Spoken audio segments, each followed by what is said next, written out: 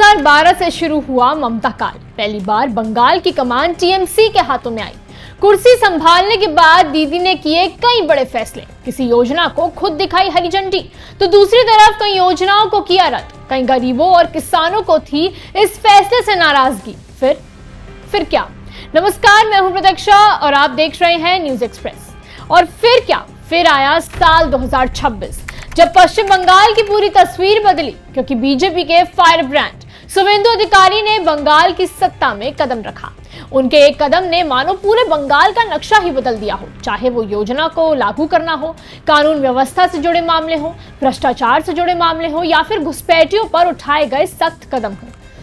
शुवेंदु के आते ही सब कुछ बदलता हुआ नजर आया। कानून, भ्रष्टाचार से जुड़े मामले और बांग्लादेशी घुसपैठियों पर उठाए गए सख्त कदमों के बारे में सबको पता है, लेकिन भाजपा के फायर ब्रांड का एक और कदम ऐसा है जिसने गरीबों से लेकर किसानों की खूब मदद की, और वो कदम है योजनाओं को वापस से लागू करना, जो कभी ममता काल में रद्द की जा चुकी थी। तो चलिए जानते हैं इन योजनाओं के बारे में विस्तार से।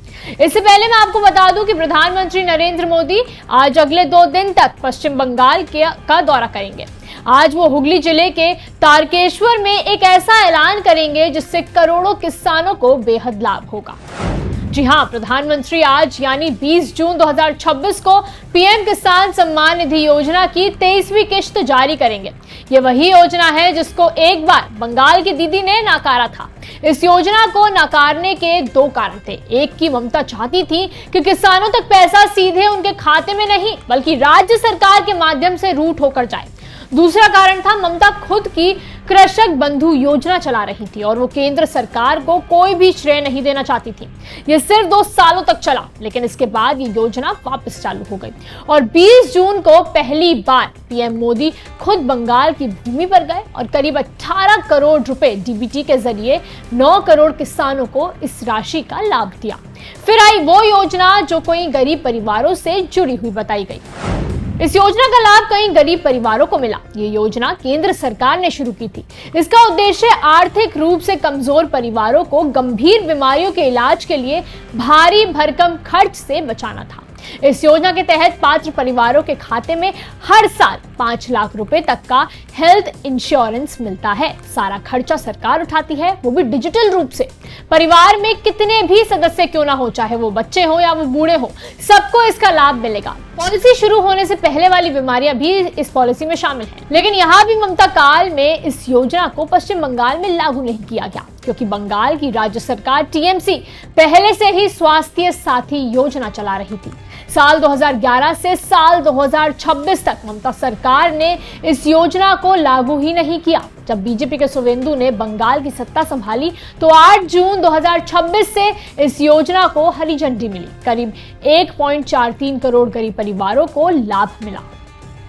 फिर आती है एक और योजना जिससे किसानों को मिल सकता था और ज्यादा फायदा, लेकिन इसके बाद भी ममता सरकार ने इस योजना को पश्चिम बंगाल में बिल्कुल भी नहीं चलने दिया। 2019 के सीजन से ही बंगाल की दीदी ने इस योजना को लाल झंडी दिखाई। इसके पीछे भी यही कारण था कि राज्य सरकार टीएमसी ने अपनी खुद की योजना जारी कर रखी थी और वो योजना थी बंगाल सशस्त्र बीमा योजना। इस योजना के तहत ममता सरकार ने किसानों को अपने पक्ष में रखने का खूब प्रयास किया। इस योजना के तहत किसान का पूरा प्रीमियम राज्य सरकार खुद भरेगी, जिससे किसानों को 1 भी रुपया नहीं देना पड़ेगा। ऐसी ही और केंद्र सरकार की योजनाएं हैं जिसको लेकर ममता बनर्जी ने हमेशा से पश्चिम बंगाल को दूर रखा, जिसमें पीएम आवास योजना से लेकर बेटी बचाओ बेटी पढ़ाओ योजना भी शामिल है। तो ये थी वो प्रमुख केंद्रीय योजनाएं जिन्हें ममता सरकार के दौर में पश्चिम बंगाल में या तो लागू ही नहीं किया गया या फिर सीमित रखा गया। लेकिन सत्ता परिवर्तन के बाद शुवेंदु अधिकारी सरकार ने इन योजनाओं को तेजी से लागू करने का दावा किया।